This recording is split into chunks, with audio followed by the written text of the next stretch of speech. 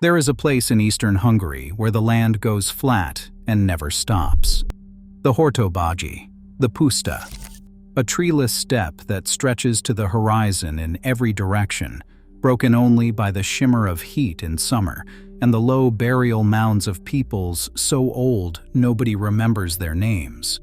This grassland has been open for over 30,000 years, and if you stand in the center of it, alone, with the wind pulling at your clothes and nothing but sky above you, you could almost believe you were standing in Mongolia, or Kazakhstan, or somewhere deep in the Russian steppe, 1,000 kilometers east of Moscow.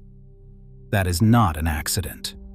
That feeling of displacement, of standing in a landscape that does not match the continent around it, is the first sign that something about this country does not add up. Because the Hungarians, the people who call this plain home, are not who most of Europe thinks they are. They are not Slavic. They are not Germanic. They are not Latin. Their language does not belong to the enormous Indo-European family that covers nearly every corner of the continent, from Lisbon to Vladivostok. Hungarian stands alone, an island of strangeness in the middle of Europe, surrounded on every side by languages it has nothing to do with. And for centuries, that isolation was the mystery. Where did these people come from? How did a language with no European relatives end up in the heart of the continent? The answers, when they finally arrived, were stranger than anyone expected. And the deepest answer, the one that changes how you think about identity itself, came not from history books or old maps. It came from bone. The first clue was always the language. Linguists noticed it as early as the 1970s.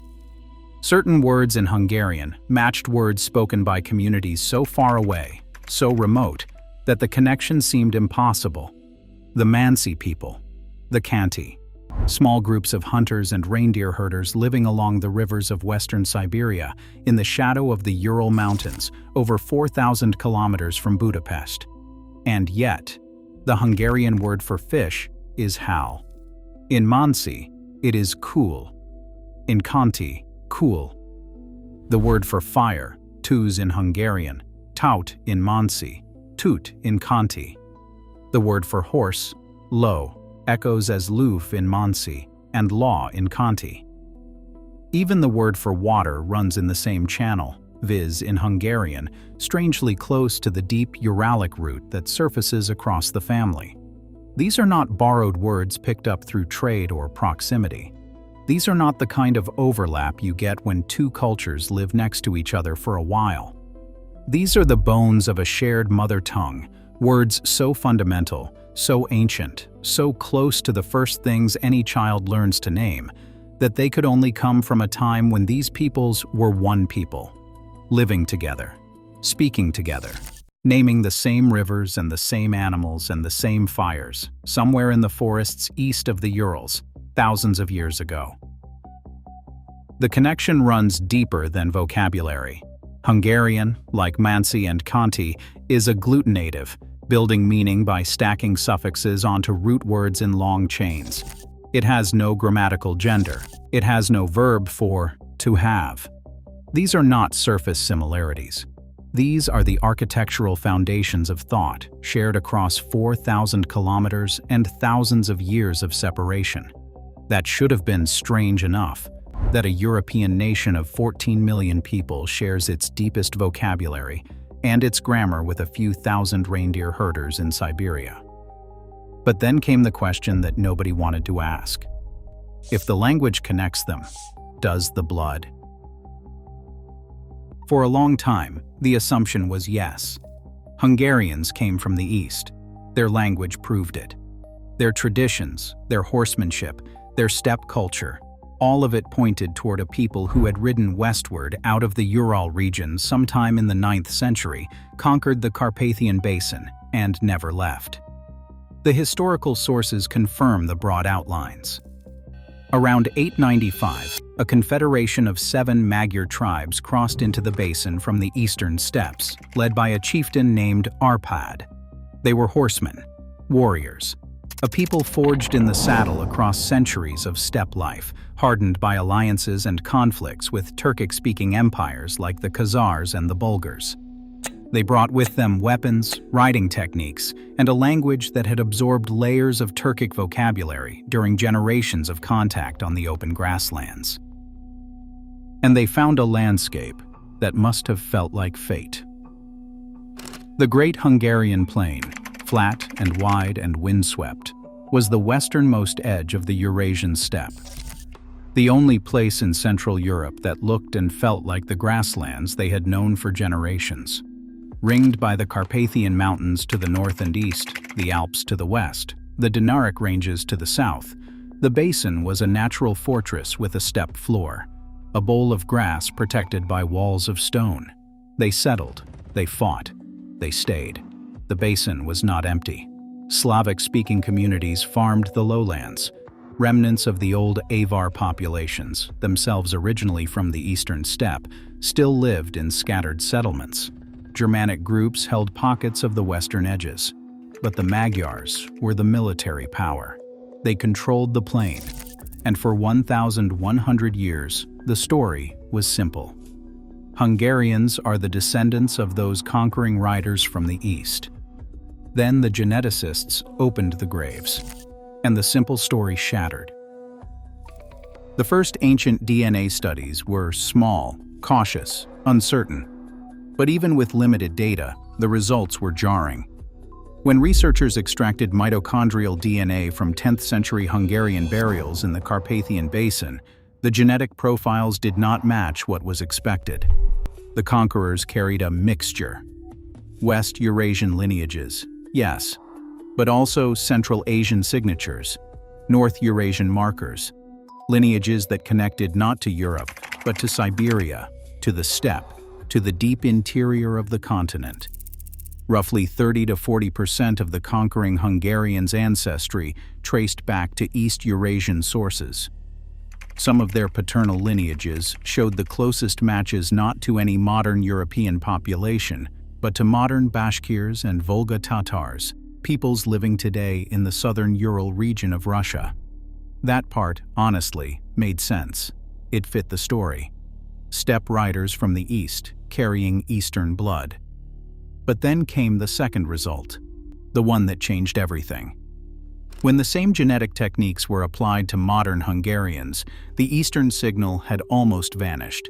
Today, roughly 4% of Hungarian DNA shows East Eurasian ancestry. 4%, out of a nation of nearly 10 million people. Which means something extraordinary happened between the 10th century and now. The conquering Hungarians, the people who brought the language, who built the kingdom, who gave the nation its name, were genetically absorbed. Slowly, generation by generation, they married into the local population. Their children married local children. Their grandchildren married local grandchildren. With each generation, the Eastern signal faded a little more, diluted, overwhelmed by the sheer numbers of the much larger population already living in the basin. The Slavs, the remnant Avars, the Germanic groups, the nameless communities who had farmed and fished and buried their dead in this soil for centuries before the Magyars ever arrived. It was not violent replacement. It was not catastrophe. It was something quieter and in many ways more profound. It was absorption. The way a river absorbs a tributary. The tributary changes the river's direction, maybe even its name, but the water that flows downstream is mostly the water that was already there. The conquerors won the political battle. They imposed their language, their identity, their name on an entire region, but genetically, they disappeared. Think about what that means for a moment. If you are Hungarian today, there is an overwhelming probability that most of your ancestors were already in the Carpathian Basin before the conquest. They spoke Slavic languages, or Avar dialects, or something else entirely. They did not ride in from the steppe. They were farmers, not horsemen. And yet, within a few generations, they were speaking Hungarian, calling themselves Hungarian, building a Hungarian kingdom. The language survived. The genes did not. I kept coming back to that.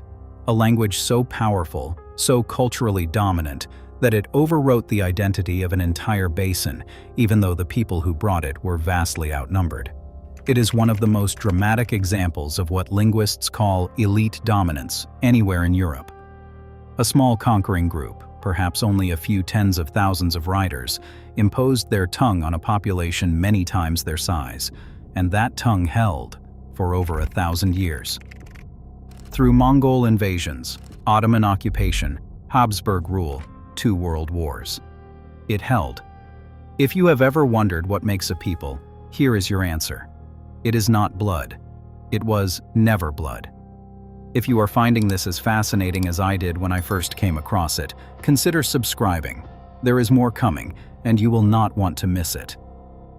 But the story does not stop at the Carpathian Basin, because the question of where the conquering Hungarians came from only opens a deeper door. Where did their language come from? Where did the Uralic family itself begin?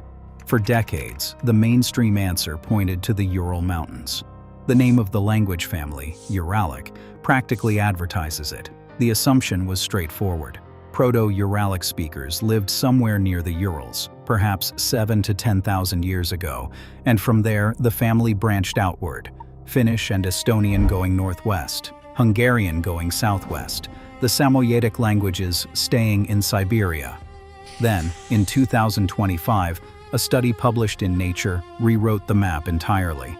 A team led by the geneticist David Reich at Harvard analyzed 180 ancient genomes from across northern Eurasia, spanning 17,000 years of human history. They were looking for the genetic signature shared by Uralic-speaking populations, and they found it. But not where anyone expected. The ancestral population linked to the spread of Uralic languages did not originate near the Urals. It originated in Yakutia, northeastern Siberia, a region of permafrost and taiga so remote that even today it is one of the most sparsely inhabited places on Earth. Closer to Alaska and Japan than to Finland or Hungary. Closer to the Bering Strait than to the Danube. Let that settle for a moment. The language spoken today in the cafes of Budapest, in the Parliament building on the Danube, in the schools and hospitals and homes of 10 million people, traces its earliest genetic fingerprint to a place so far east, so deep into the Asian landmass, that it sits on the same longitude as Korea. The Hungarian word for mother, Anya, began its journey in a world of frozen rivers and endless forests, carried by people who had never seen the Danube, never imagined a European plain, never dreamed that their words would one day echo in a landlocked country at the center of a continent they did not know existed. A small group of Siberian hunter-gatherers living along the Lena River basin roughly 4,500 years ago began moving west. They carried with them a language, a set of sounds and structures and words that would eventually fragment into Finnish, Estonian, Sami, Hungarian, and dozens of smaller tongues scattered across the northern world. Their westward movement was not a single dramatic migration. It was slow, generational, woven into the larger currents of Bronze Age trade and contact. One of the key vehicles may have been the Sema Turbino phenomenon, a remarkable network of advanced bronze casting techniques that spread explosively from the Altai region across Siberia and into Europe roughly 4,000 years ago. The people buried at Sema Turbino sites were staggeringly diverse. Some carried Yakutian ancestry. Some were genetically Iranian. Some were Baltic hunter-gatherers. They were all buried together at the same sites, side by side. Different bloods, shared culture. Different origins, shared tools. It is a pattern that, once you see it, you cannot unsee. Because here is the thread that connects everything. And once you see it, you understand why this story is not really about genetics at all. 4,000 years ago, a language left Siberia carried by people with a distinctive genetic signature. It moved west through trade networks, through Bronze Age mixing, through slow generational drift. Along the way, the genetic signature diluted. The language did not. By the time a branch of that language reached the Ural region and became what we now call Proto-Ugric, the people speaking it already carried layers of ancestry from a dozen different populations: steppe herders, forest hunters, bronze traders, farmers from the south. The blood was a palimpsest, overwritten again and again. But the words persisted, carried forward by each new generation, regardless of who their parents had been. Then, in the first millennium, some of those speakers moved further west, through the Volga region, through the lands of the Khazars and the Bulgars, absorbing Turkic influences along the way. Their warrior elite had lineages tracing back to the Xiongnu, the ancient nomadic empire of Inner Asia. Their common people carried DNA from nearly every community they had passed through. By the 9th century, they were the Magyars, a confederation whose language was Uralic, but whose blood was a mosaic of every people they lived among, fought alongside, and married into across 3,000 years of migration. And when they arrived in the Carpathian Basin and settled among the local population, the pattern repeated one final time. The blood mixed, the language held, just as it had always done. Today, the Estonians carry about 2% of that original Yakutian signature. The Finns carry about 10%. The Nganasan people at the northern tip of Russia carry nearly 100%. Modern Hungarians carry almost none. But they still say hal for fish. They still say tuz for fire. They still say lo for horse. The same words their linguistic cousins whisper along the frozen rivers of Siberia, 4,000 kilometers away. And this is where the story becomes something more than history.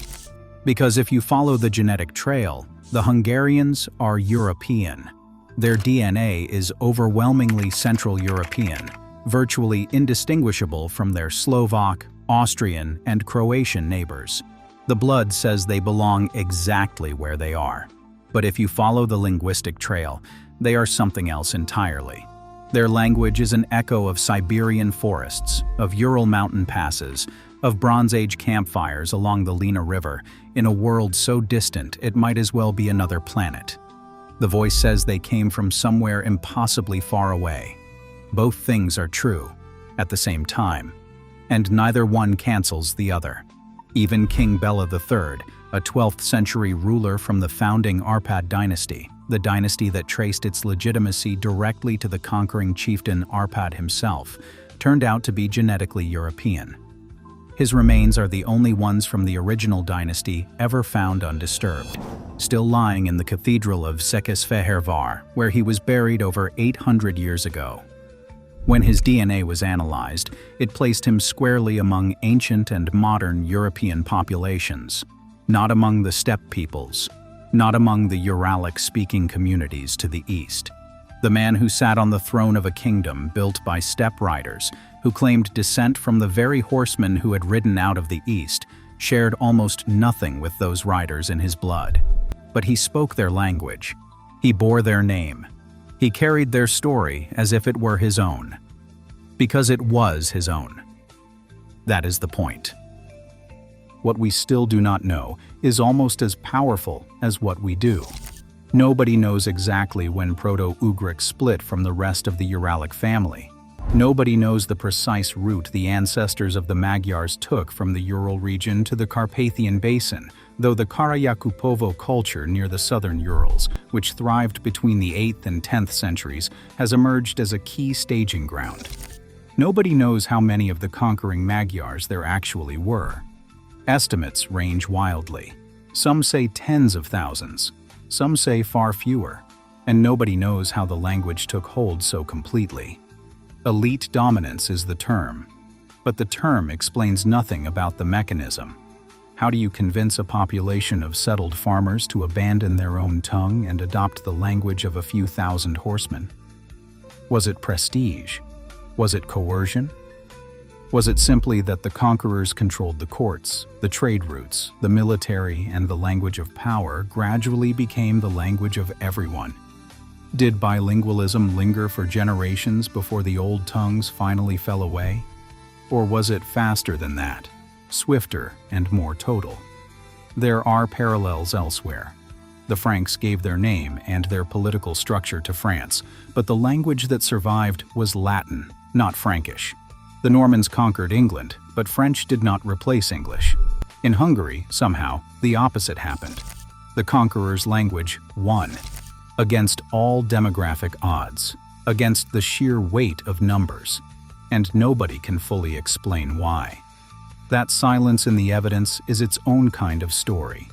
It tells us that something happened in those first generations after the conquest, something in the social fabric, the power structures, the daily rhythms of life in the basin that made Hungarian the language people chose, or were forced, to speak. And whatever that something was, it was so effective that 1,000 years later, it has left almost no trace of the transition, as if the old languages simply evaporated. Meanwhile, the closest living echo of that ancient shared tongue is fading. The Mansi language, Hungarian's nearest relative on Earth, is dying. Eastern Mansi went extinct in 2018 when its last speaker, a man named Maxim Shivtorov, passed away.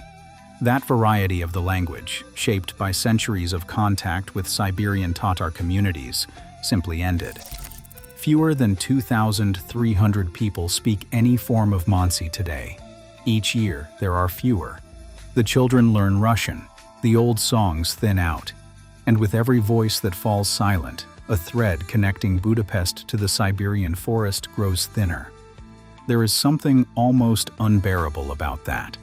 The language that survived everything, that crossed a continent, that outlasted empires and invasions, and the near-total erasure of the blood that first carried it, is now, in its oldest and most original forms, disappearing. Not conquered, not suppressed, just quietly going to sleep. There is a place in eastern Hungary where the land goes flat and never stops. Stand there, close your eyes, feel the wind. It is the same wind that crosses the grasslands of Kazakhstan, the steppes of southern Russia, the river valleys east of the Urals where the Mansi still fish the cold waters in autumn.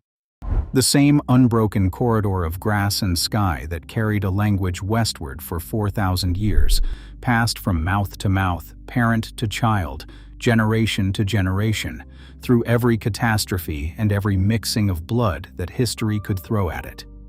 The people changed. The blood changed. The empires that rose and fell around these plains changed everything they touched. The DNA tells one story, a story of absorption and mixing, and the slow overwriting of one ancestry by another. But the words stayed: hal, tuz, lo, fish, fire, horse, whispered in Siberia, spoken in Budapest. The same sounds, carried not in chromosomes, but in the breath of mothers teaching their children to name the world. Maybe that is what a people really is, not who you descend from, but what you remember how to say. If a language can survive the near-total replacement of the people who first spoke it, what does that tell us about what actually holds a culture together?